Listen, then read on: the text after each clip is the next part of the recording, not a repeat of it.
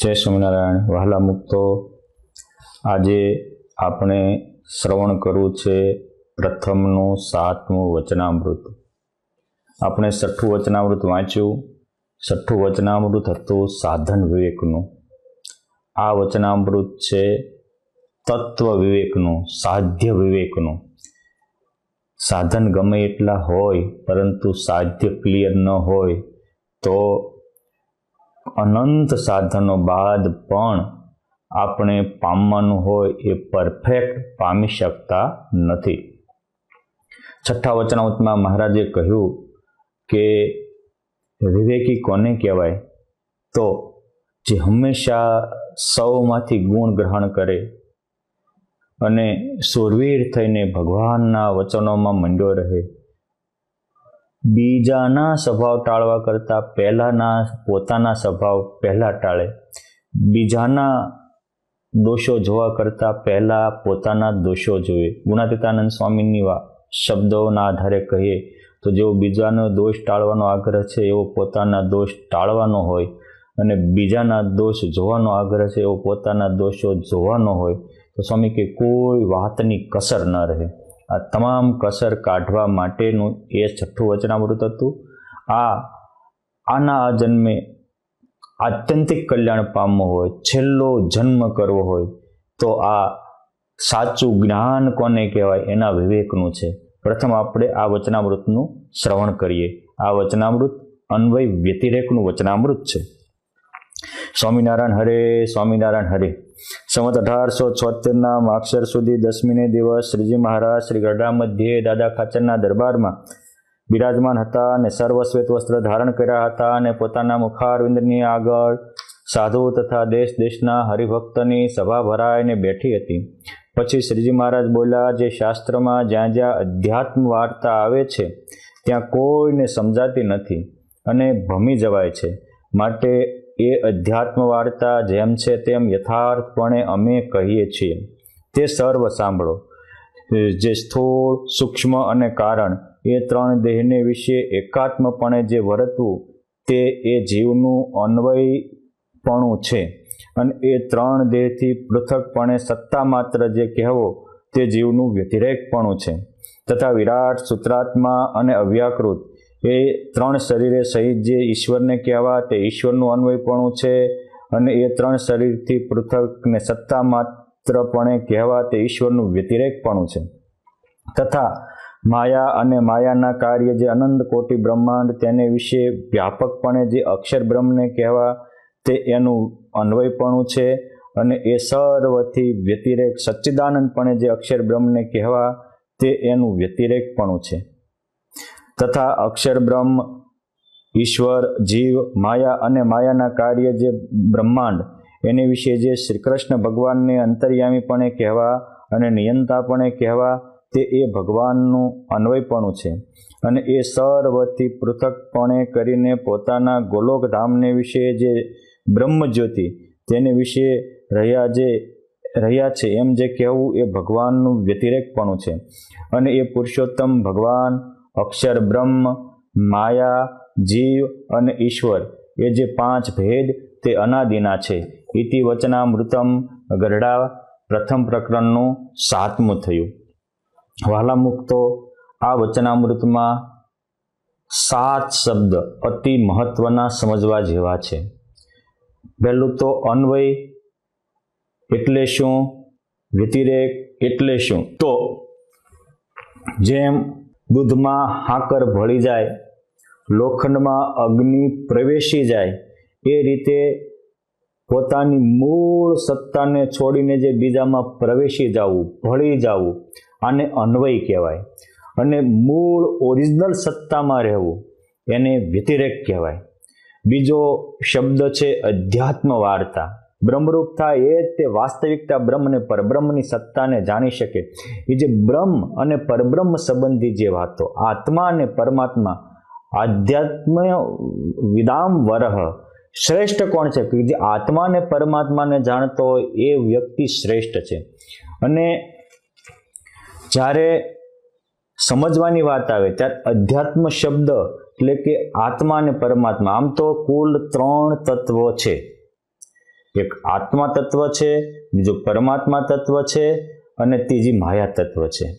અને 5 ભેદ છે: જીવ, ઈશ્વર, માયા, બ્રહ્મ અને પરબ્રહ્મ. આ 5 ભેદ છે. એક વસ્તુ યાદ રાખો, તત્વ 5 નથી, ભેદ 5 છે. તમે કહેશો કે તત્વ કોને કહેવાય અને ભેદ કોને કહેવાય? તો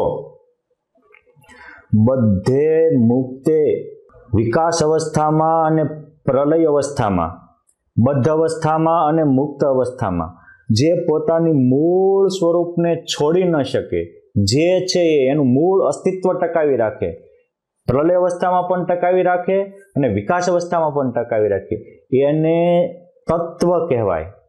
અને જે બદ્ધ અવસ્થામાં હોય એમાંથી મુક્ત થાય તો પોતાના સ્વરૂપમાં જ પરિણામ આવતું હોય, પરંતુ એ સ્ટેપ રહેતું હોય, સ્ટેપ બીજા માટે એમનામાં અખંડ રહેતું હોય, તો એ ભેદ કહેવાય. એટલે 3 તત્વ એટલે થયા કે જીવ, ઈશ્વર અને માયા. તો જે માયા પરમેનન્ટ અનાદિ ભેદ છે, ઈશ્વર કહેતા પરમેશ્વર પણ પરમેનન્ટ અનાદિ ભેદ છે. પરંતુ જીવ છે એ જો જીવ કોને કહેવાય? તો કે જે ભોગની ઈચ્છાથી કાંઈ કાર્ય કરતો હોય તો એને જીવ કહેવાય. જીવમાં કોઈ પણ કાળે એમાં ભોગ વિકાર હોય ને હોય. અને જે ઈશ્વર્યની ઈચ્છાવાળા હોય એમાં જગતના જેવા જીવોના વિકાર હોય એવા વિકાર ન હોય, પણ જેને ઐશ્વર્યની ઈચ્છા હોય એવા બધાને ઈશ્વર કહેવાય. અને માત્ર એક પરબ્રહ્મની જ ઈચ્છા હોય તો એને મુક્ત કહેવાય, મહામુક્ત કહેવાય, અનાદિ મુક્ત કહેવાય. એમાં પણ ભેદ હોઈ શકે. પરંતુ આ જે જીવ છે એ કોઈ સામર્થ્ય પામમાં, ઐશ્વર્ય પામમાં ઈશ્વરની ઉપાસના કરે અથવા પરબ્રહ્મની ઉપાસના કરે તો એવો સમર્થ થાય છે. એટલે એ જીવ જ ઈશ્વર બની જાય છે. અને એ જીવ જો પરબ્રહ્મ પુરુષોત્તમ નારાયણની નિષ્કામ ભાવે સેવા કરે, એક એની પ્રસન્નતાર્થે સેવા કરે તો એ જ અનાદિ મુક્ત બની જાય છે. એટલે મૂળ સ્વરૂપથી જ જીવમાં પરિવર્તન થતું હોવાથી એ જીવ, ઈશ્વર અને બ્રહ્મ આ ભેદ અનાદિ છે, પણ તત્વ એ અનાદિ કહી શકાય નહીં. આટલું ખુલાસો થયા પછી હવે એક આમાં શબ્દ આવે છે સત્તા માત્ર. જીવનું અને ઈશ્વરનું આ બેયનું જ્યારે વ્યતિરેકપણું વર્ણવવાનું થાય ત્યારે એમ કે એને આથી 3 દેહ ને 3 આત્મ અવસ્થાથી જે પૃથક સત્તા માત્ર સમજવા એને જીવ કહીએ અથવા એને ઈશ્વર કહીએ. તો એ સત્તા માત્ર એટલે શું? તો 6 વિકારો છે. આ વિકારો જીવને પણ લાગુ પડતા હોય છે, ઈશ્વરોને પણ લાગુ પડતા હોય છે, પરંતુ એમાં થોડો લાગુ પડવાની પ્રક્રિયામાં ભેદ હોય. પરંતુ 6 વિકાર શું? તો અસ્થિ, જાયતે, વર્ધતે, સ્થિયતે, ક્ષીયતે અને વિનશ્યતિ. આ પહેલા તો એક છે, જીવની એક સ્વતંત્ર સત્તા છે, ઈશ્વરોની એક સ્વતંત્ર સત્તા છે. એટલે જે છે હવે છે માંથી જન્મે છે એટલે જાયતે, એટલે એ જન્મે.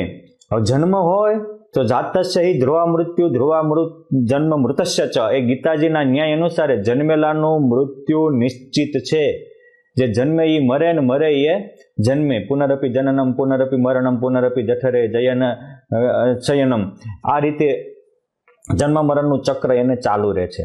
એટલે જે હોય પાછો જન્મતો હોય, જન્મ્યા પછી એ વર્ધતે એટલે મોટો થતો હોય, પહેલા બાળક હોય પછી વધતો હોય, આ મોટો થાય પછી, એટલે આ 3 વિકાર થયા, અસ્થિ, જાયતે, વર્ધતે. પછી સ્થિયતે એટલે અમુક સમયે પછી માણસની રેન્જ બંધાઈ જાય, વ્યક્તિની સમથિંગ 35-40 વર્ષની ઓલું થાય પછી એના શરીરમાં અમુક જે વજન હોય, જેવું શરીર હોય એવું પ્રાય રહેતું હોય, પછી અમુક અપવાદ હોય, પરંતુ એ 40 થી 60 વર્ષની ઉંમર કે 65 વર્ષની ઉંમર હોય ત્યાં સુધી એનું બોડી જે ટાઈપનું હોય એ ટાઈપનું મોસ્ટલી રહેતું હોય. અને પછી ક્ષીયતે એટલે ક્ષય થવા માંડે, અર્થાત વજન પહેલાં વધતો હોય એની જગ્યાએ અમુક ઉંમર થવા માંડે એટલે વજન ઓછું થવા માંડે. કદાચ વજન ઓછું ન થાય તો એની જે યાદ શક્તિ હોય, જોવાની શક્તિ હોય, સાંભળવાની શક્તિ હોય, ક્ષીણ થવા માંડે. એનું મગજ, બુદ્ધિ, યાદશક્તિ વગેરે ક્ષીણ થવા માંડે, એને ક્ષીયતે કહેવાય. અને ક્ષીણ થતાં એક દિવસ એવો આવે કે શરીર શાંત થઈ જાય, અર્થાત માણસ નિર્વાણ પદને પામી જાય, શરીર છોડીને બીજે સ્થળાંતર કરી જાય. એટલે જે હોય, જન્મતું હોય, વધતું હોય, થોડા સમય પૂરતું સ્થિર થતું હોય, પછી ધીરે ધીરે ડાઉન થતું હોય, ક્ષીય થતું હોય અને પાછું વિનાશ થઈ જતું હોય. આ જે 6 વિકાર છે, એ 6 વિકાર જેને લાગુ ન પડે એને સત્તા માત્ર કહેવાય. એ 6 વિકારથી રહિત. હું જન્મતોય નથી, મરતોય નથી, મારું આ કોઈ ગામ નથી, મારી કોઈ જ્ઞાતિ નથી, મારું કોઈ નામ નથી, હું સ્વયં અક્ષર બ્રહ્મ છું, મારામાં પ્રગટ પરબ્રહ્મ છે, જે મૂળ સ્વરૂપમાં આવી જવું, આ 6 વિકારોથી રહિત બની જવું, એને સત્તા માત્ર થયો કહેવાય. એટલે આપણા અધ્યાત્મ ગ્રંથમાં ગોપાળાનંદ સ્વામી જેવા મહાપુરુષોએ વારંવાર સત્તા માત્રનો શબ્દ કર્યો છે. અને સત્તા માત્રનો અર્થ થાય મૂળ સ્વરૂપમાં આવી જવું, વિકારોથી રહિત થઈ જવું, એને સત્તા માત્ર કહેવાય. હવે આપણે એક પછી એક સ્ટેપમાં આગળ વધીએ. હવે 5 ભેદ છે, એમાં જીવના ભેદમાં પ્રવેશીએ. પહેલું તો વસ્તુ છે અધ્યાત્મ વાર્તા જ્યાં આવે ત્યાં સૌની મતિ ભ્રમી જાય છે. ભ્રમ એટલે શું? એક આ શબ્દ પણ સમજવા જેવો છે. તો આ જે જીવ છે એને અનેક પ્રકારના ભ્રમ થતા હોય છે, અને એ ભ્રમ જ ભ્રમણામાં નાખે છે, અને ભ્રમ જ વ્યક્તિને અધોગતિ તરફ લઈ જાય છે. પહેલો જ આ જીવને કેવો ભ્રમ થાય છે? તો એને એવું થાય છે કે આત્મા સો પરમાત્મા, ઈશ્વર સો પરમેશ્વર. એટલે જીવે બ્રહ્મેતિ બ્રહ્મ, બ્રહ્મે પરબ્રહ્મેતિ બ્રહ્મ, જીવે માયાતિ બ્રહ્મ, ઈશ્વરે પરમેશ્વરો ઇતિ બ્રહ્મ. એટલે એ ભગવત ભાવને પામ્યો ન હોય પણ એને ભ્રમ થઈ જાય, હોય દેહરૂપ અને હું બ્રહ્મરૂપ છું એવો ભ્રમ થઈ જાય. અથવા જીવો બ્રહ્મે ના પર હોય, એમ એક જ તે જીવ બ્રહ્મ જ છે. એટલે પણ જો જીવ બ્રહ્મ છે એ વાત સાચી છે, પણ જો જીવ બ્રહ્મ જ હોય તો એને જન્મ મરણ કેમ હોય, એમાં વિકાર કેમ હોય? બ્રહ્મ તો નિર્વિકારી છે. માટે આ જે ભેદ છે એ બહુ સમજવા જરૂરી છે. અને એક વસ્તુ યાદ રાખો કે પુરુષોત્તમ નારાયણ જેટલું સમજાવી શકે એવું બીજા કોઈ પૂર્વે થયેલા ગમે એવા મોટા હોય તો પણ ન સમજાવી શકે. અહીંયા વાત છે અધ્યાત્મ વાર્તા શાસ્ત્રમાં જ્યાં જ્યાં આવે છે ત્યાં ભ્રમી જવાય છે. તમે કહેશો શાસ્ત્ર કયા? તો વિશ્વ પ્રસિદ્ધ વેદો, ઉપનિષદો, ભાગવતજી, ગીતાજી, આવા જે પ્રસિદ્ધ ગ્રંથો છે, પુરાણો, એમાં આવી વાત આવે ત્યાં જીવને મતિ ભ્રમી જાય છે. એક વસ્તુ સાંભળો કે એક વ્યક્તિ સમુદ્ર વિશે પીએચડી કરે છે, તો એ પીએચડી કરનારો ગમે એટલી પીએચડી કરે અને મોટી થીસીસ લખે તો પણ એની પીએચડીમાં બીજા કરતાં તો એ સારો જ છે, વધારે સમુદ્ર વિશે જાણે છે, એમાં કોઈ શંકા નથી. પરંતુ સ્વયં સમુદ્ર આવીને બોલે કે નહીં, ત્યાં લખ્યું છે વાત તારી બરાબર છે પણ વાસ્તવિકતા આ છે, તો પીએચડી કરે બોલે છે એ પીએચડી કાર સાચો કે સ્વયં સમુદ્ર આવીને કહે છે એ સાચો? તો તરત આપણે હૈયામાં પડે કે સમુદ્ર તો સમુદ્ર છે, એને પોતાની ખબર હોય એટલી બાકી જાણનારને થોડી ખબર હોય. એમ જે કોઈ આચાર્યો થયા એ અધ્યાત્મ વાર્તાના પીએચડી કારો છે. પરંતુ જ્યારે આ ભગવાન સ્વામિનારાયણ એ તો સ્વયં પરબ્રહ્મ પુરુષોત્તમ નારાયણ છે, એટલે એ જેટલું સચોટ, સટીક અને મને તમને સમજાય, મગજમાં બેસે એવું વર્ણન કરી શકે એવું બીજા કોઈથી થાય નહીં. આ એક કોમન બાબત છે. એટલે આ જીવને જે ભ્રમ થાય છે કે દેહ એ આત્મા મનાઈ જાય છે, આત્મા એ પરમાત્મા મનાઈ જાય છે, ઈશ્વર એ પરમેશ્વર મનાઈ જાય છે, બ્રહ્મ એ પરબ્રહ્મ મનાઈ જાય છે, જગત એ જગદીશ્વર મનાઈ જાય છે, માયા એ માયાપતિ મનાઈ જાય છે. આ વસ્તુ જે ભ્રમ છે એ ભ્રમને તોડવા માટેનો ભગવાન સ્વામિનારાયણનો આ વચનામૃતમાં પ્રામાણિક પ્રયાસ છે. અને પુરુષોત્તમ નારાયણ નાના ધર્મદેવ અને હૃદયરામ પંડિત પાસે ભણતા હતા ત્યારથી કહેતા હતા કે મને આ 5 ભેદ ક્લિયર સમજાવો. ભગવાન સ્વામિનારાયણ 10 વર્ષની ઉંમરે કાશીમાં શાસ્ત્રાર્થ થયો ત્યારે પણ એને આ 5 ભેદનું સચોટ નિરૂપણ કર્યું હતું. એ જ ભગવાન સ્વામિનારાયણ વન વિચરણમાં પણ અનેક જોગીઓ, જલંધરો, મહંતો, સિદ્ધો, ચારણો મળ્યા, એમને પણ આ 5 ભેદ પૂછતા હતા. પરંતુ ક્યારેય કોઈનો એમાં ટપ્પો પડતો નહીં. એ 5 ભેદની વાત આવે ત્યારે મોટા મોટા સિદ્ધો પણ ગોટાળા વાળતા હતા.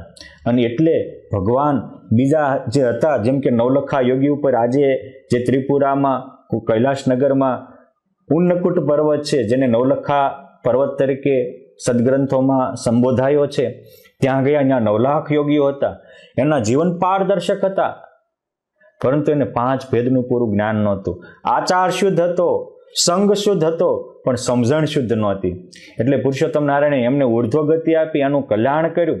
પરંતુ જ્યારે ભગવાન સ્વામિનારાયણ લોજમાં આવ્યા, અને લોજમાં આશ્રમ હાવ સામાન્ય હતો, લોકોને લોજની આશ્રમની ગરીબાઈ તો એવી હતી કે દીવો હળગાવવા કે ચૂલો પેટાવવા માટે બાકસ બહારથી લાવવું પડતું હતું, દેવતાઓ બહારથી લાવવા પડતા હતા. ભિક્ષા માગીને બીજાને ટુકડો, ત્યાં હરી ઢુકડો એ ન્યાય બધાને જમાડતા હતા. આવી પરિસ્થિતિ હતી. તેમ છતાં ભગવાન સ્વામિનારાયણ જ્યારે ત્યાં આવ્યા અને મુક્તાનંદ સ્વામીને 5 ભેદનું પૂછ્યું અને એને સચોટ સટીક 5 ભેદના ઉત્તર આપ્યા. એટલે ત્યાં આચાર શુદ્ધિ પણ હતી, સંગ શુદ્ધિ, વિચાર શુદ્ધિ, જીવન શુદ્ધિ પણ હતી, અને સાથે સમજણ શુદ્ધિ પણ હતી. એટલે આપણે જ્યારે પામવાનું હોય પરમ તત્વને, આત્યંતિક કલ્યાણને, ત્યારે આચરણ શુદ્ધિ, જીવન શુદ્ધિ, આચાર શુદ્ધિ, એની સાથે સાથે સમજણ શુદ્ધિ પણ જોઈએ. ભગવાન સ્વામિનારાયણે પોતાના જીવન દ્વારા શીખવાડ્યું કે મોટા યોગી હોય, સિદ્ધ ગતિને પામ્યા હોય, પણ સમજણમાં કાંઈક ખામી હોય તો આપણે એની ભેગા રહીશું તો એ જ સમજણ આપણામાં આવશે. માટે સંગ શુદ્ધિ પણ બહુ જ જરૂરી છે. હવે અહીંયા ભગવાન સ્વામિનારાયણે આ વચનાવૃતમાં એવું કહ્યું કે જીવનું અન્વય સ્વરૂપ શું અને વ્યતિરેક સ્વરૂપ શું. પોઈન્ટ 1. પોઈન્ટ 2 કે જીવની મતિ ભ્રમી જવાય. ભ્રમી શું કામ જવાય? તો શાસ્ત્રમાં જ કાંઈક એવું લખ્યું હોય. શાસ્ત્રમાં પણ ઘણી જગ્યાએ આવા અનેકાર્થી શબ્દ હોય. જેમ સરકારી કાગળ હોય તો એ કાગળમાં તલાટીની સહી હોય, અમુક કામ અમુક ટીડીઓની સહીથી થતી હોય, અમુક કલેક્ટર કે કમિશનરની સહીથી થતી હોય, અને અમુક ગવર્નરની સહીથી થતી હોય, અમુક રાષ્ટ્રપતિની સહી હોય. સહી તો એક જ છે, પણ સહીમાં ભેદ છે. એ રાષ્ટ્રપતિની સહીથી થાય, એ ગામના ટીડીઓ તલાટીની પોલીસ ન થાય. તો સહી એવો શબ્દ કર્યો હોય, પાછું બીજું હોય. એમ સહી મહત્વની છે, પણ કોની? એમ શબ્દ છે, પણ એ કયા સ્થાનેથી કઈ વ્યક્તિએ ક્યારે બોલ્યો છે, એ બહુ મહત્વની બાબત છે. માટે આ સમજવું જોઈએ. જો આપણા ગ્રંથોમાં એક પ્રસિદ્ધ દોહો છે કે ગુરુ ગોવિંદ દોનો ખડે કિસકો લાગુ પાય, બલિહારી ગુરુદેવ કી ગોવિંદ દિયો બતલાય. આજે ઘણા ગુરુવાદી છે અને ગુરુને જ ગોવિંદ જાણનારા છે, એવા આનો ઊંધો અર્થઘટન કરે. શું કે બલિહારી ગુરુદેવની માટે ભગવાન આવ્યા હોય તો પહેલા ગુરુને પકડી રાખવા. એવું નથી. ત્યાં એવું છે કે એ ગુરુને બલિહારી જાઓ છો, વારી જાઓ છો, કે એને પરમેશ્વરને પકડાવીને પોતે એક બાજુ થઈ ગયા. એ ગુરુદેવ રામાનંદ સ્વામી હતા, એ ગુરુદેવ રામાનંદાચાર્ય જેવા હતા, એ ગુરુદેવ ગોપાળાનંદ સ્વામી કે ગુણાતીતાનંદ સ્વામી કે બ્રહ્માનંદ સ્વામી જેવા હતા, એ ગુરુદેવ વિરસદવાળા જ્ઞાનજીવન સ્વામી કે ભાલના ભગવાન કહી શકાય એવા માયાતીતાનંદ સ્વામી, કે રાજકોટ ગુરુકુળના સંસ્થાપક શાસ્ત્રીજી મહારાજ, કે જોગી સ્વામી, કે ભુજના વાત્સલ્ય મૂર્તિ પુરાણી સ્વામી ઘનશ્યામજીવન સ્વામી જેવા ગુરુદેવ હતા, કે જેમણે પોતાના શિષ્યોને પરમાત્માને પકડાવી અને ભગવાનમાં જોડ્યા છે. પોતાના ગ્રુપમાં નથી જોડ્યા, પોતાના સંગઠનમાં નથી જોડ્યા. કોઈને પોતાના સંગઠનમાં જોડવો એટલે એને પોતામાં જ જોડ્યો કહેવાય. અને સંગઠનમાંથી છટકવા ન દેવો, એ ગુરુમાં પણ ભ્રમ થયો. ત્યાં એમ કહે છે કે બલિહારી ગુરુદેવની, એ ગુરુને બલિહારી છે કે પુરુષોત્તમને પકડાવીને પોતે એક બાજુ થઈ ગયા. પછી પુરુષોત્તમને પકડાવે એટલે કે પુરુષોત્તમના વચનો, શિક્ષાપત્રીના વચનો, વચનામૃતના વચનો. એટલે તમે જુઓ, આ ગુરુ નિષ્ઠાનો ખોટો ગંડવા ન હાલે, ગુરુ નિષ્ઠાનો ભ્રમ ન જાગે. એટલે વચનામૃતમાં પુરુષોત્તમ નારાયણે જાણી જોઈને આ વચનામૃતમાં વારે વારે સત્પુરુષ શબ્દ વાપર્યો છે, સત્ય નિષ્ઠાનો શબ્દ વાપર્યો છે. ગુરુનિષ્ઠા શબ્દ જ ન વાપર્યો. કેમ છે? અને ભગવાન સ્વામિનારાયણે આચાર્યોની સ્થાપના કરી. શું કામ? નકર દરેક એમ કે અમારા ગુરુ શ્રેષ્ઠ ને બીજાના કનિષ્ઠ. જો આ ગુરુમાં પણ ભ્રમ થયો. ભગવાન સ્વામિનારાયણ આવા બધા જ ભ્રમો તોડાવવા આવ્યા હતા. એ રામાનંદ સ્વામીને એટલે વંદન કરાય કે એમના શિષ્યો એમને ભગવાન માનતા હતા. અને એ તો એવા હતા કે રોજ એની પૂજામાં સાક્ષાત ભગવાન આવતા એવું નહીં. રામાનંદ સ્વામી કે જા એને દર્શન દેજો, તો મેઘનાથ જેવો અહંકારી હોય, રઘુનાથ જેવા અહંકારી તત્વ હોય, એને ઈશ્વર દર્શન દેવા આવતા હતા, ભગવાન દર્શન દેવા આવતા હતા. તેમ છતાંય જેવા ભગવાન આવ્યા એટલે તરત જ કીધું કે હું તો ડુગડુગીનો વગાડનારો, ખેલખલો ભજવનારા હતા, પુરુષોત્તમ નારાયણ આવ્યા છે. સૌથી પહેલા એને ઓળખ્યા અને સૌથી પહેલા ભગવાન સ્વામિનારાયણને એને બધાને ઓળખાવ્યા અને પોતે તરત ચૂપ થઈ ગયા. અરે ધામમાં ગયા પછી દિવ્ય રૂપે દર્શન આપીને રામાનંદ સ્વામીએ સહજાનંદ સ્વામી જ ઓળખાવ્યા છે. માટે ભગવાન આવ્યા પછી ભગવાનને સમજાવી અને પછી બધાને ભગવાનમાં જોડી દે. પોતાના ગ્રુપમાં કે પોતાના સંગઠનમાં અમુક પ્રક્રિયા કરીને બ્રેન્ડ વોશ ન કરે. એટલે આ પણ એક મોટો ભ્રમ છે. માટે આ પણ સમજવું જોઈએ કે નિષ્કુળાનંદ સ્વામી રામાનંદ સ્વામી તેડવા આવે તો કે હું તો સહજાનંદ સ્વામીનો ઉપાસક છું. એ કેવા ગુરુનિષ્ઠ હતા. પણ પુરુષોત્તમ તો પહેલા નંબરે આવે. અને પુરુષોત્તમ પહેલા નંબરે છે એનું માપ હું તો કે પુરુષોત્તમના વચન પહેલા નંબરે હોય એને જ પુરુષોત્તમ પહેલા નંબરે હોય. જેને પુરુષોત્તમના વચનો, શિક્ષાપત્રી એ પુરુષોત્તમ નારાયણનું સ્વરૂપ છે. મહારાજ તમારા માટે બ્રહ્માંડ રહેશે ત્યાં સુધી પુરુષોત્તમ નારાયણ શિક્ષાપત્રી રૂપે પ્રગટ રહેવાના છે. એને કીધું છે મારી વાણી એ મારું સ્વરૂપ છે. બ્રહ્માંડના અનેક શાસ્ત્રો છે, એમાં માત્ર એક શિક્ષાપત્રીના લેખક સહજાનંદ સ્વામી બોલ્યા કે મદવાણીથી મદરૂપમાં માન્યમ પરમાદરાતા, મારી વાણી મારું સ્વરૂપ છે. આવું કોઈ પુરાણમાં લખ્યું હોય એવું મારા વાંચન સ્મરણમાં આવ્યું નથી. કોઈ પાસે આવ્યું હોય તો મોકલજો, આપણે આદરથી સ્વીકારશું. પરંતુ મારું સ્વરૂપ કહે અને એને શિક્ષાપત્રી રૂપે સદા પ્રગટ રહેવાનો મને તમને કોલ આપ્યો છે. માટે આપણા ગુરુ હોય એને આપણે વંદન કરીએ, પણ શિક્ષાપત્રીથી બહાર જતા હોય તો એ પુરુષોત્તમ નારાયણના વચનથી બહાર ગયા છે, પુરુષોત્તમ નારાયણના સ્વરૂપથી બહાર ગયા છે. માટે એ પણ એક વિવેક સમજી રાખવો. આ વચનામૃત છે. એક વસ્તુમાં બીજાનું નિયમાનુસાર પ્રવેશવું એ કહેવાય અન્વયપણું, અને નિયમાનુસાર એ સત્તા માત્ર રહેવું એને કહેવાય વ્યતિરેકપણું. અહીંયા ભગવાન સ્વામિનારાયણ એવું કહે છે કે આ જીવ છે એનું અન્વયપણું શું? તો ભગવાન સ્વામિનારાયણ કહે છે કે સ્થૂળ, સૂક્ષ્મ ને કારણ આ ત્રણ દેહને વિશે એકાત્મ. એટલે જો આ થયો દેહે આત્મા ઇતિ બ્રહ્મ, દેહમાં જ આત્મા છે. અને આવા જે દેહાત્મ બુદ્ધિ વાળા હોય એ બોલતા હોય છે મરીને કોઈને જોયું છે, ખાઓ પીઓ મોજ કરો, બધા દેહાભિમાની, દેહના કીડા. હવે તમે એમ કહેશો કે સ્વામી તમે મનુષ્ય જન્મમાં જીવ કહો છો તો બીજે જીવ છે કે નહીં એનું માપ હું? તો જો સીધું માપ છે. આપણે કીધું કે જીવ જ્યારે સત્તા માત્ર થાય ત્યારે 6 વિકારે રહિત થઈ જાય. તો વિકાર હોય તો આપણે જન્મીએ છીએ, મોટા થઈએ છીએ અને સ્થિર થઈએ છીએ. એ જ રીતે એક છોડ પણ જન્મે છે, મોટો થાય છે, સ્થિર થાય છે, વિનાશ થાય છે. કૂતરું કે ગાય કે ભેંસ કે ઘોડો, મોર, પોપટ કે ચકલી, આ બધા જ પહેલા જન્મે ત્યારે નાના બચ્ચા હોય છે, વધે છે. એનો અર્થ થાય બધામાં જીવ છે. મળદું કોઈ દી વધ્યું? મળદું નથી વધતું. તો જે કોઈ સૃષ્ટિમાં વધે છે, જન્મે છે અને પછી વૃદ્ધિ પામે છે, એનો અર્થ થાય કે ચેતના હોય તો જ એમાં પરિવર્તન થઈ શકે. એ 6 વિકારો ચેતનાને જ લાગુ પડે છે, જડને નથી લાગુ પડતા. એટલે બધામાં જીવ છે. અને એ 6 વિકારથી મુક્ત કરી પુરુષોત્તમ નારાયણથી યુક્ત કરવા પુરુષોત્તમ નારાયણ પધાર્યા છે.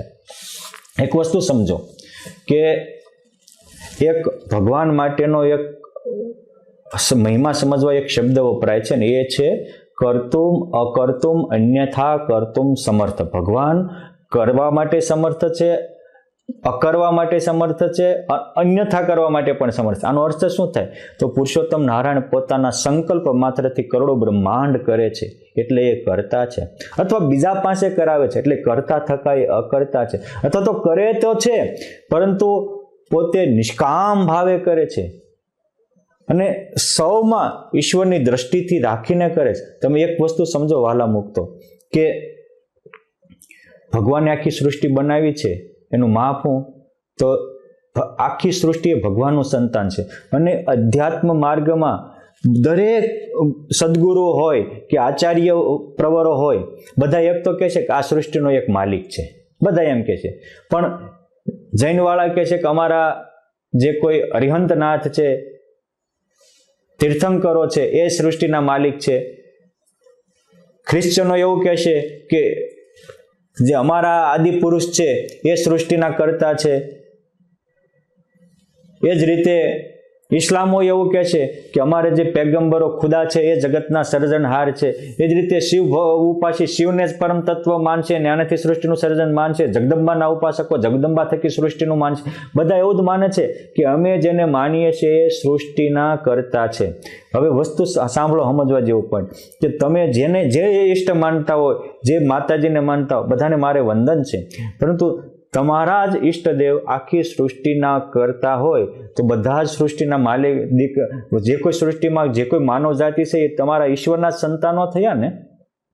તો પરમેશ્વર દ્વારા આ સૃષ્ટિ નિર્માણ થયું એવું તો તમે માનો છો, પરંતુ અંદરો અંદર મતભેદ છે ના. જ્યારે એ ભગવાનનું સર્વમાં કરતા પણ માનવાનું આવે, બોલવું છે કરતા ભગવાન, પણ સ્વીકારવાનો જો આ મોટો ભ્રમ છે.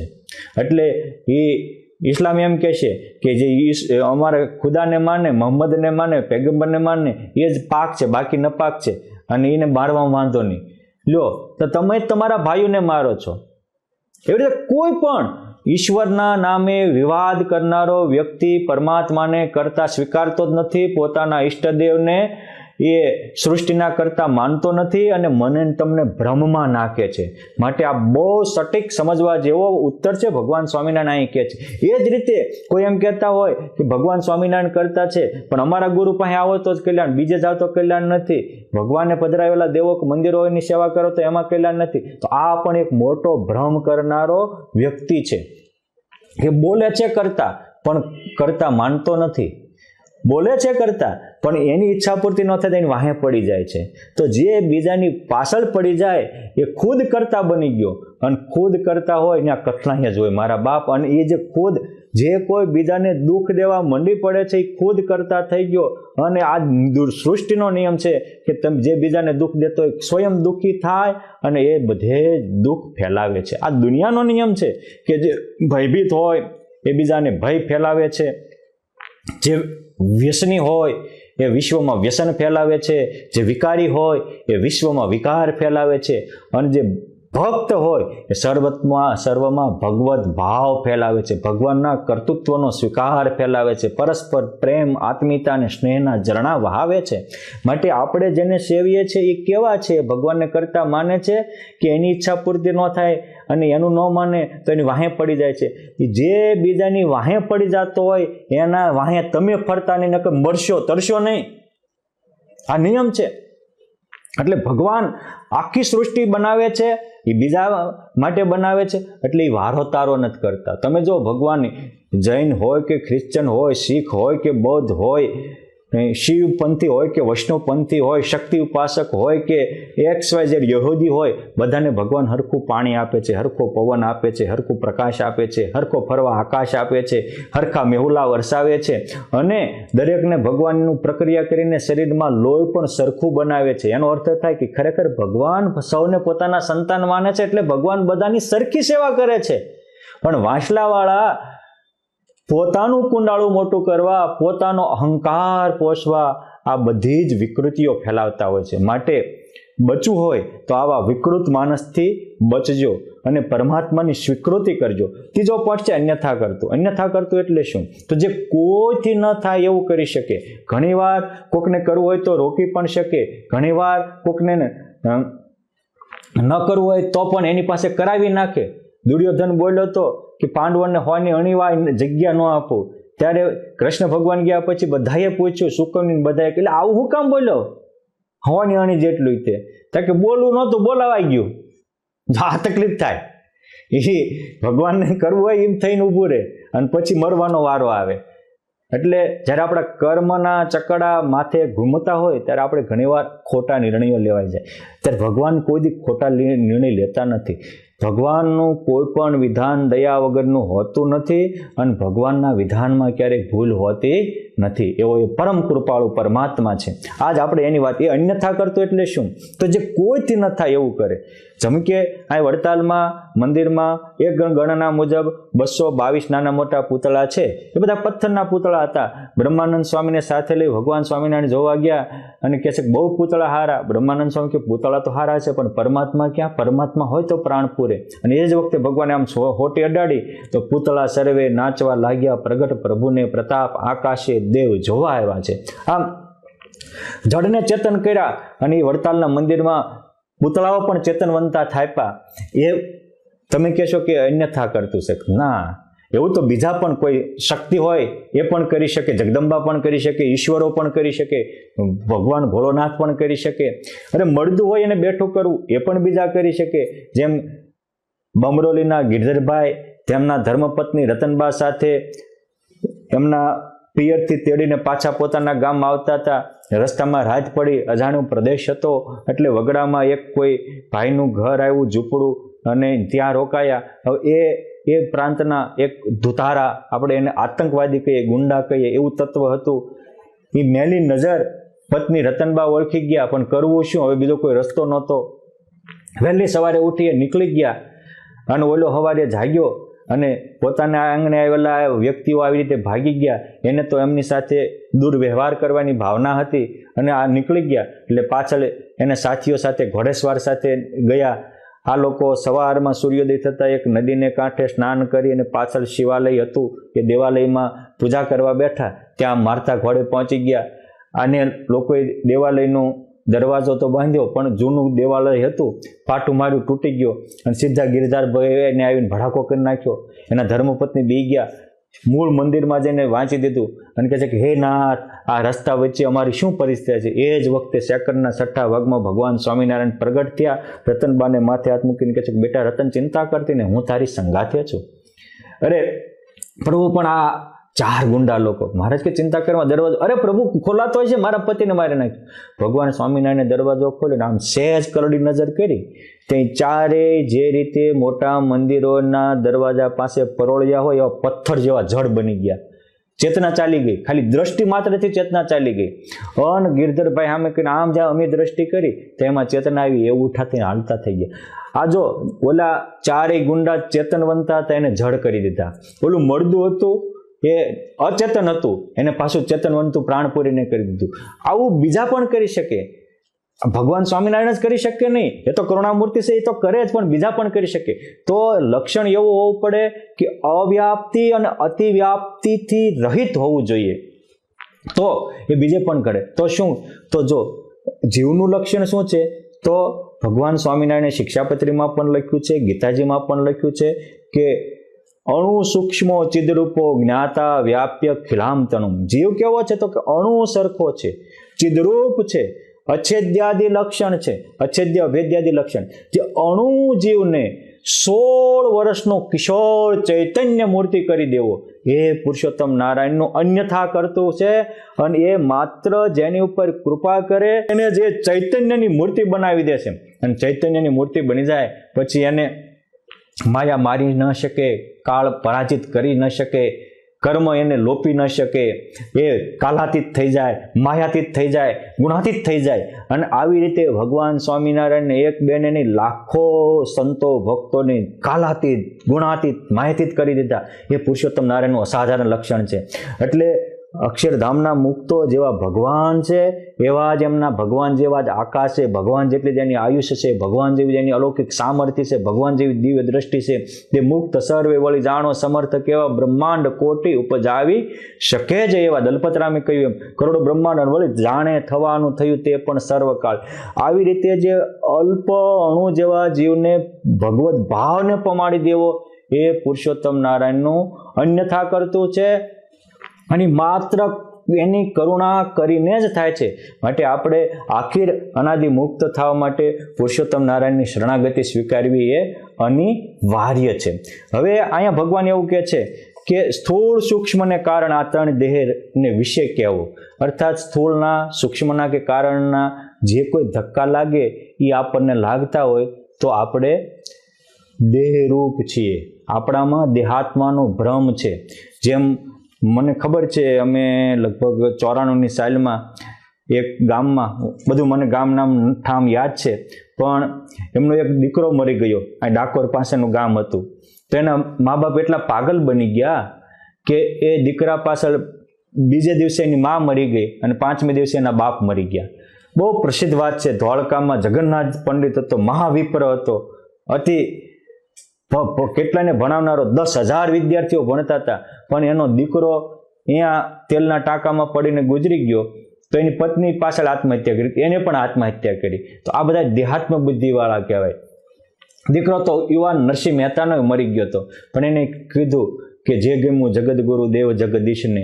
આ રીતે એનાથી પર રહ્યા. અને દીકરો તો બીજા પર્વત બાપાને મરી ગયો, તેને કોઈ અસર ન થઈ. એટલે મહારાજ કહે છે કે જન્મ મરણનું ભોગતા એવું જે જીવને કેવું એનું અન્વયપણું છે.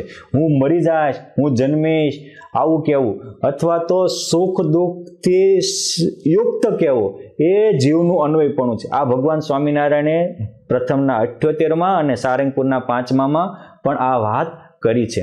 માટે આપણે જ્યારે સમજવું હોય ત્યારે આ બધાથી પર, સુખ દુઃખથી પર અને જન્મ મરણથી પણ રહિત આવું જે મૂળ સત્તા માત્ર જીવને કહેવો, એનું વ્યતિરેક સ્વરૂપ છે.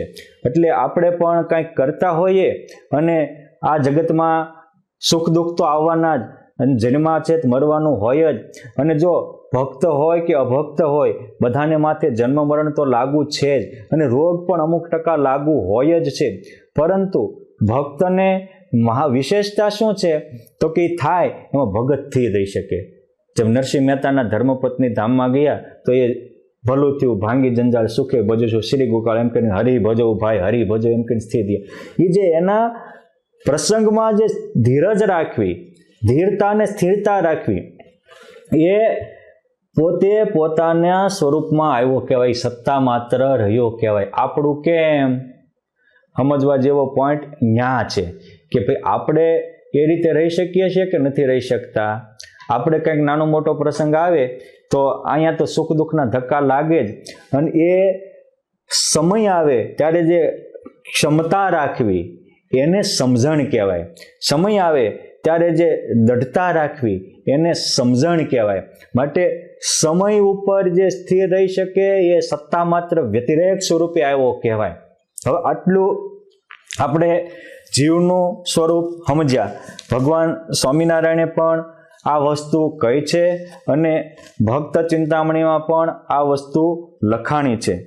એટલે આપણે સમજવાનો પોઈન્ટ એ છે કે આ 5 નિરૂપણમાં ભક્ત ચિંતામણીના 39મા પ્રકરણમાં જ્યારે ભગવાન સ્વામિનારાયણ લોજમાં પધાર્યા અને મુક્તાનંદ સ્વામીને 5 ભેદ કર્યો, તો એમાં જીવનું લક્ષણ કરતા કહે છે, સાંભળો સ્વામી, સ્થૂળ સૂક્ષ્મ કારણ દેહ તેમાં વ્યાપ્યો નક્ષિક તે, ઇન્દ્રિયો અંતઃકરણ એ આધાર કરે ક્રિયા નાના પ્રકાર, વળી જાણો અજન્મા છે એ નિત્ય નિરંશ અખંડ એ છે પ્રકાશક તે ન છેદાય, ન બળે ન સડે ન સુકાય. આ રીતે જીવ અછેદ્ય છે, અભેદ્ય છે. નૈનમ દહતી પાવક, નૈનમ છિદ્દંતી શાસ્ત્રાને, નૈનમ દહતી પાવક, નૈનમ ક્લિદ્યતી આપ.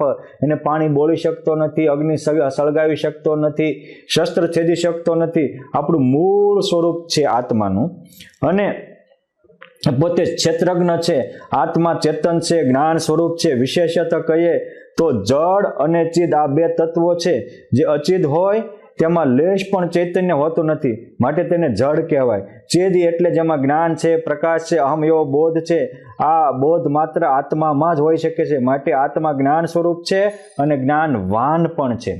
એટલે જે અણુ છે એનું જ્ઞાન સ્વરૂપ છે, અને નખશિક પર્યંત જે શરીરમાં વ્યાપે છે એ જ્ઞાનવાન છે.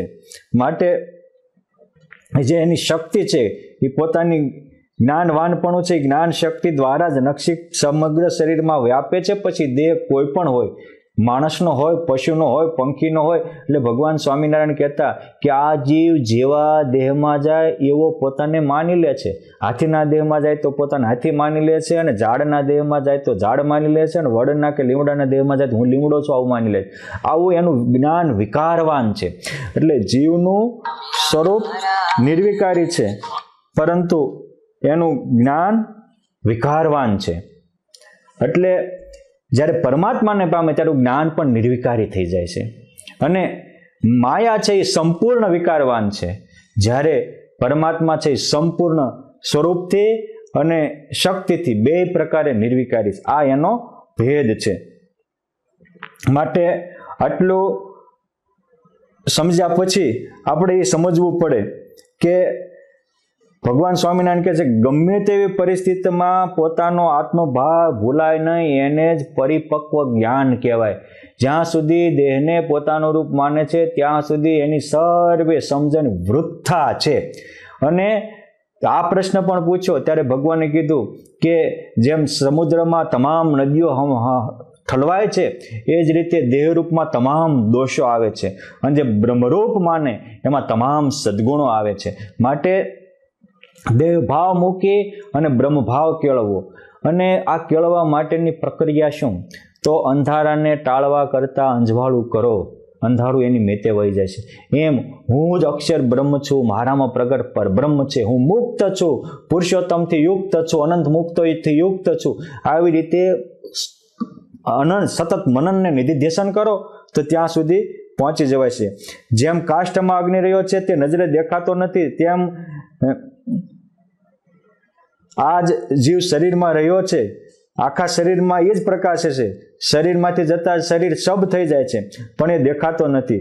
માયિક દ્રષ્ટિથી આત્મા જોઈ શકાતો નથી. આત્મા સ્ત્રી નથી, આત્મા પુરુષ નથી, આત્મા પ્રાણી નથી, આત્મા જન્મતો નથી, આત્મા મરતો નથી, આત્મા અનાદિ છે. માયા, આત્મા અને પરમાત્મા ત્રણ તત્વો હતા છે અને ભવિષ્યમાં પણ રહેવાના છે. માટે અનાદિ તત્વ અને અપૃથક સિદ્ધ તત્વો છે. અજ્ઞાની આત્મા પ્રલયમાં મોહવશ માયામાં લીન થઈ જાય છે, અને ભક્તાત્મા પરમેશ્વરની ઉપાસના એ કરીને સદા પરમેશ્વરના પરમધામને પામી અને મહાસુખિયા થાય છે.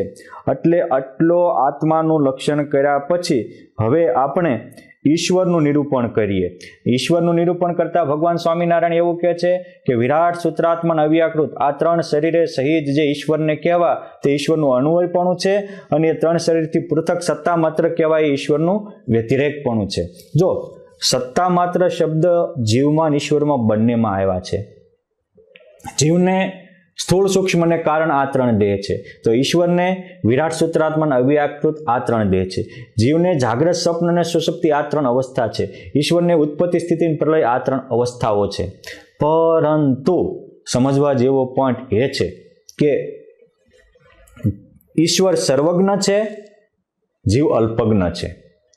ઈશ્વર પંચ મહાભૂતે યુક્ત છે, જીવના નાના પંચ મહાભૂતે યુક્ત છે. ઈશ્વર પોતાનું આ વિરાટ એવું આખું શરીર છે એટલે આખા બ્રહ્માંડનું જાણી શકે છે, જ્યારે જીવ માત્ર પોતે જે શરીરમાં હોય એટલું જ જાણી શકે છે. હા, પછી થોડીક વિશેષ ઉપાસના કરી હોય અને ક્યારેક ઉપરવાળા જણાવે એ જાણી શકે એ વસ્તુ અપવાદ છે, પરંતુ ઓલ ઓવર જીવ પોતાના શરીર પૂરતું જ જાણી શકે છે. બાકી હારે બેઠા હોય તો કુકરના હૃદયમાં શું ચાલતું એ જાણી શકે નહીં. એટલે આટલો જીવમાં અને ઈશ્વરમાં ભેદ છે. ત્યારે ઘણાને એમ થાય છે જીવ એ જ ઈશ્વર છે, એવું નથી, એ ભેદ છે અને એ ભેદ અનાદિનો છે. એટલે ભગવાન સ્વામિનારાયણ સત્સંગી જીવનમાં પણ આ 51મા અધ્યાયના પ્રથમ પ્રકરણમાં જણાવે છે કે દેહત્રયે વિરાટાદો વ્યાપ્તો ઉત્પત્તિ સ્થિતિ ક્ષયાન કરોતિ જગતામ યસ્તુ સર્વજ્ઞો જ્ઞેય ઈશ્વર. ઈશ્વર વિરાટાદિક ત્રણ દેહમાં વ્યાપીને રહે છે, જગતની ઉત્પત્તિ સ્થિતિ અને પ્રલય કરે છે, સર્વજ્ઞ છે, બ્રહ્માંડાભિમાની જીવાત્માને ઈશ્વર કહેવાય. ઈશ્વર કોને કહેવાય? આખા બ્રહ્માંડાભિમાની હોય. દેહાભિમાની જે હોય એને જીવ કહેવાય, અને બ્રહ્માંડાભિમાની જે આત્મા હોય એને ઈશ્વર કહેવાય. આ ઈશ્વરને કોઈ વિરાટ પુરુષ કહે છે, કોઈ વિરાજ નારાયણ કહે છે. શાસ્ત્રમાં કોઈ જગ્યાએ એને હિરણ્યગર્ભ પણ કહ્યા છે. જીવમાં જેમ ત્રણ દેહ છે એ જ રીતે ઈશ્વરના પણ વિરાટ સૂત્રાત્માને 3 દેહ છે. 14 લોકોએ સહિત એટલે કે આ અતળ વિતળ તળાતળ સુતળ પાતાળ ને તળાતળ રસાતળ ને પાતાળ અને આ ભૂલોક ભુવરલોક સ્વર્ગલોક જનલોક તપલોક મહરલોક ને સત્યલોક, આ 14 લોકોએ સહિત જે અનંત બ્રહ્માંડ એને ઈશ્વર કહેવાય છે. એ વિરાટ નારાયણનો દેહ છે.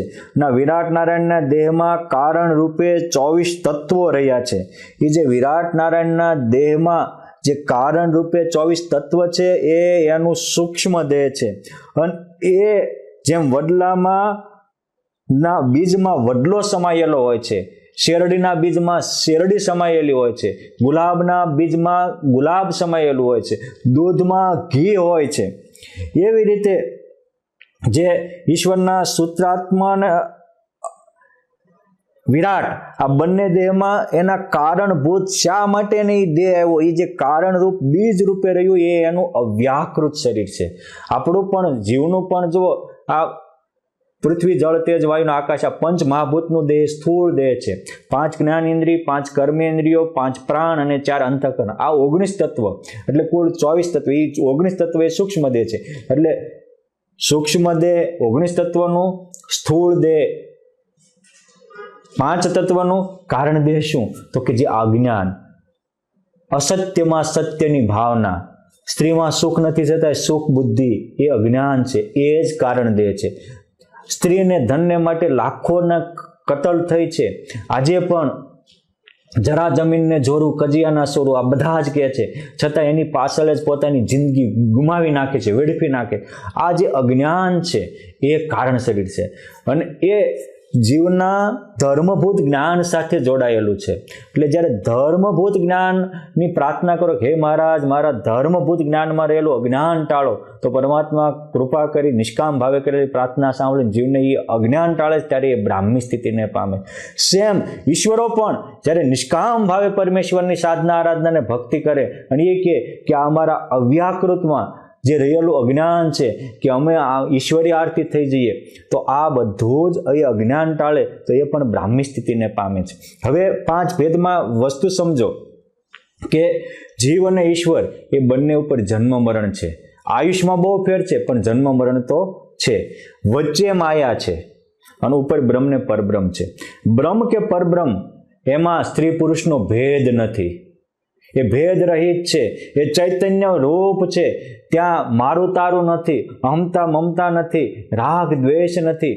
એટલે વચ્ચે માયા છે અને માયાના આવરણને ભેદવા માટે આ જીવે અહીંથી પરબ્રહ્મ સાથે પામવા માટે પરબ્રહ્મની જ ઉપાસના કરવી પડે. બ્રહ્મની ઉપાસનાથી પણ એ પરબ્રહ્મ રૂપ થતો નથી, માયાના આવરણને ભેદી શકતો નથી. એટલે જ્યાં સ્ત્રી પુરુષના ભેદ હોય, જ્યાં જન્મ મરણ ખડું હોય, આ બધું ઈશ્વર કોટીમાં આવે. બીજું એક મહત્વનો ઈશ્વરનો અને જીવનો ભેદ કે જીવ છે એ ભોગવાદી હોય અને ઈશ્વરો ઈશ્વર્યવાદી હોય. એમાં ભોગ ન હોય એટલે જીવની સૃષ્ટિ એ વ્યષ્ટિ સૃષ્ટિ કહેવાય અને ઈશ્વરની સૃષ્ટિ એ સમષ્ટિ સૃષ્ટિ કહેવાય વેદોના સૂત્રોને આધારે.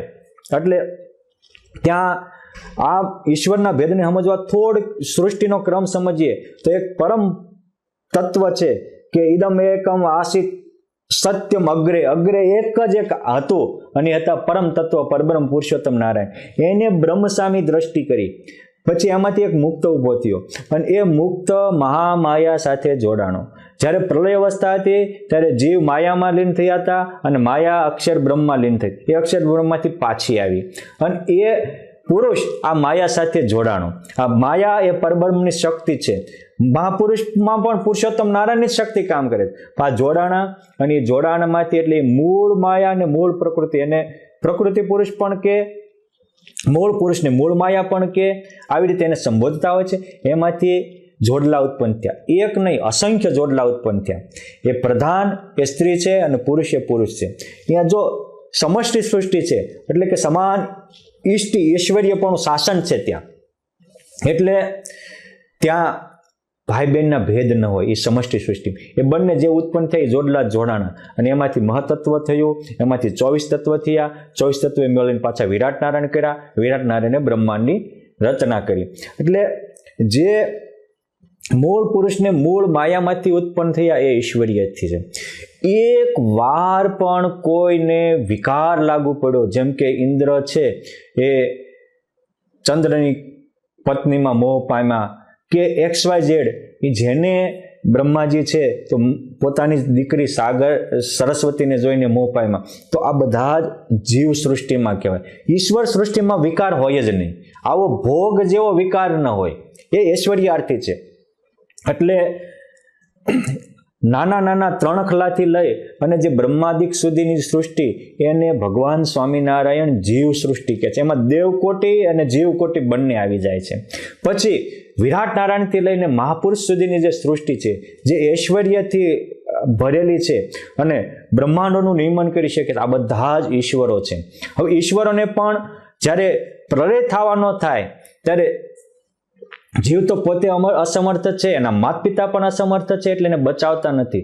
પરંતુ ઈશ્વરના મા બાપ સમર્થ છે, એટલે પ્રલય થવાનો થાય એ પોતામાં લીન કરી દેશે, એને માયામાં લીન થવા દેતા નથી. અને જ્યારે પાછો સૃષ્ટિનો આરંભ થાય તો એ જે એનું સ્થાન હોય એને પાછું આપી દેશે. એટલે ઈશ્વરોને જન્મ મરણ ને લક્ષ 84 ગર્ભવાસ ન હોય. અને એકવાર કોઈ જીવ ઈશ્વરીઓનીમાં ગઈ ગયો તો એ પાછો મનુષ્યોનીમાં ના આવે, અને એકવાર કોઈ બ્રહ્મયોનીમાં ગયો તો એ પાછો ઈશ્વર કોટી કે જીવ કોટીમાં ના આવે. આ રીતે જ્યારે ઈશ્વરનું જ્ઞાન થાય ત્યારે જીવ ઈશ્વર શું છે અને જીવે ઈશ્વરો એથી ભ્રમ એમાંથી મુક્ત થાય છે, ઈશ્વરે પરમેશ્વરો એથી ભ્રમ એમાંથી પણ મુક્ત થાય છે. હવે આવ્યું બ્રહ્મનું જ્ઞાન, બ્રહ્મ નિરૂપણ. એ પણ એટલું સમજવા જેવું છે. આપણે જીવ ઈશ્વર ના ભેદ જોયા પછી જો જીવ કોટી અને ઈશ્વર કોટી વચ્ચે અનાદિનો ભેદ છે.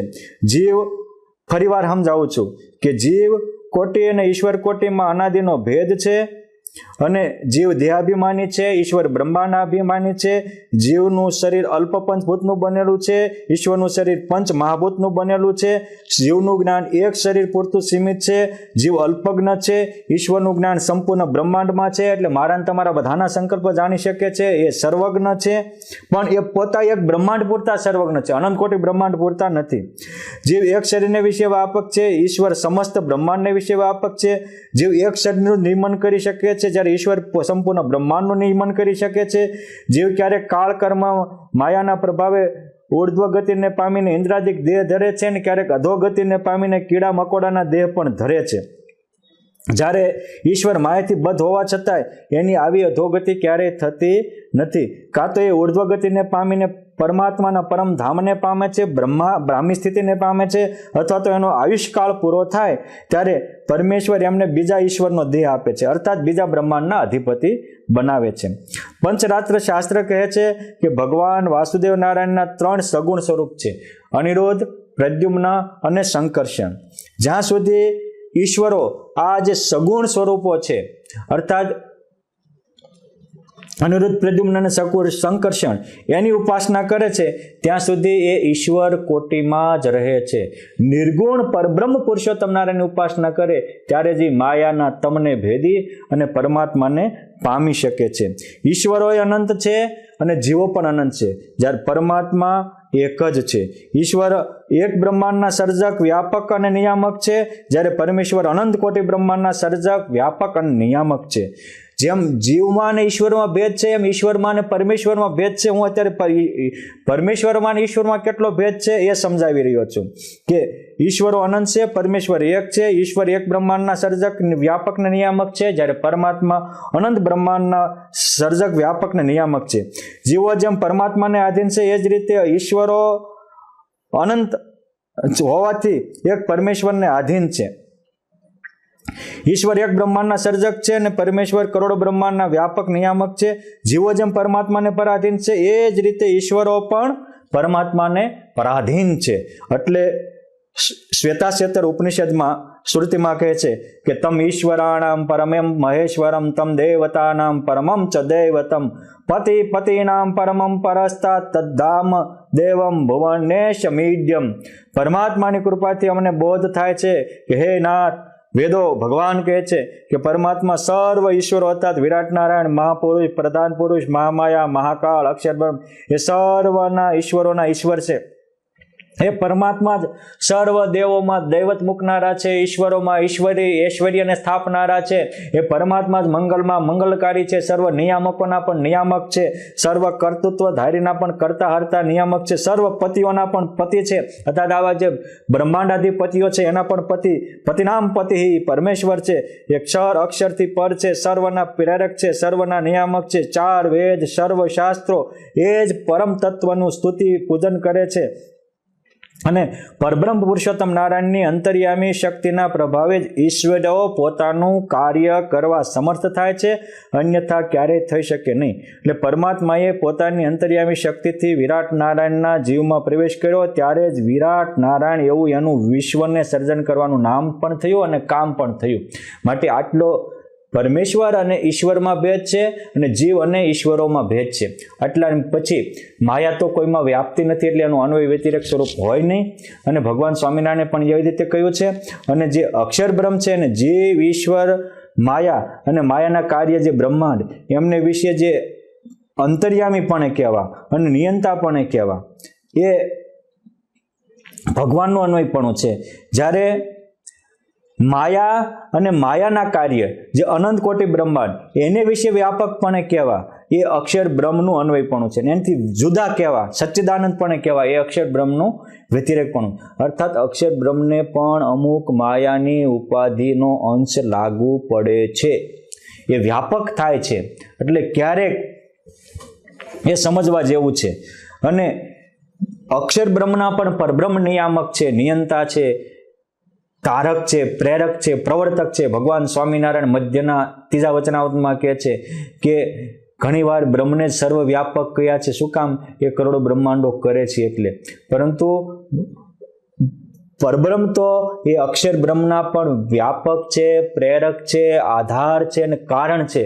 અને એ અક્ષર બ્રહ્મ એવા અનંત અક્ષર બ્રહ્મને ધારવા સમર્થ છે. જેમ પૃથુ ભગવાને કહ્યું કે મારા બાણમાંથી છૂટેલા થી આખી પૃથ્વીને ધારવા હું સમર્થ છું, એમ ભગવાન સ્વામીને કહે છે પરબ્રહ્મ તો આવા અનંત અક્ષર બ્રહ્મને પોતામાં લીન કરીને સ્વરાટ થકા રહેવા સમર્થ છે. અને જ્યારે ભક્તિ માતાને સમાધિ થઈ અને એ અક્ષરધામમાં ગયા તો દેખી સમુદ્રને સર તુચ્છ લાગે, ધામો બીજા અલ્પ અક્ષર ધામ આગે. આવી એક પરમ સત્તા, જેમ સમુદ્ર આગળ સરોવર તુચ્છ થઈ જાય એવું એ અક્ષરધામ હતું. ત્યાં પણ અક્ષરધામ એક છે એવું નહીં, તે બ્રહ્માંડ કોટી નજરે નિહાળે, જાણે થવાનું થયું તે પણ સર્વ કાળે. આ મુક્તો એક એવા હતા. અને બ્રહ્માંડ કોટી રજતુલ્ય જ્યાં ઉડે છે. પ્રથમ કહ્યું અક્ષરધામ એ છે કે એના રૂવાડામાં કરોડો બ્રહ્માંડ ઉડે છે, પણ એ એક છે તો કે ના. એવા સમર્થ વળી મુક્ત તહા અનેક, આવા અનેક મુક્તો અક્ષર બ્રહ્મ જેવા સાધર્મ પામ્યા છે. પણ પુરુષોત્તમ નારાયણ જેને મુખ્ય સેવક તરીકે થાપ્યા એ અક્ષર બ્રહ્મની સત્તાને સંભાળે છે. અક્ષર બ્રહ્મ પણ પુરુષોત્તમ પરબ્રહ્મની ઉપાસના કરે છે. માટે જે બીજાની ઉપાસના કરતા હોય એ ક્યારેય ઉપાસના કરવા યોગ્ય બને નહીં. માટે ઘણીક વાર ઘણા કહેતા હોય છે કે અમારા ગુરુ બ્રહ્મ સ્વરૂપ છે, માટે એની ઉપાસના કરો, એનું ધ્યાન કરો, એની માના કરે. તમારા ગુરુને કોકનું કરવું પડે છે. તો પરબ્રહ્મને પામવામાં તમારા ગુરુનું ધ્યાન કેવું હોય તો માનસિક કર્યા તો એ આડો ગઢ બન્યા. માટે જે આ પરબ્રહ્મને પામવામાં આડો ગઢ બને એ બ્રહ્મ સ્વરૂપ હોય જ નહીં. માટે ઉપાસના તો એક પરબ્રહ્મ પુરુષોત્તમ નારાયણની જ થાય. માટે વાલા મુક્તો આ વચનામૃત માટે આટલું સમજવું ઇનફ છે. વિશેષ ક્યારેક પરમાત્મા પ્રેરણા કરશે અને કોઈને જાણવાની જિજ્ઞાસા હોય તો પ્રશ્ન પૂછજો, આપણે વિશેષ સમજશું. અસ્તુ, ધન્યવાદ. જય શ્રી સ્વામિનારાયણ.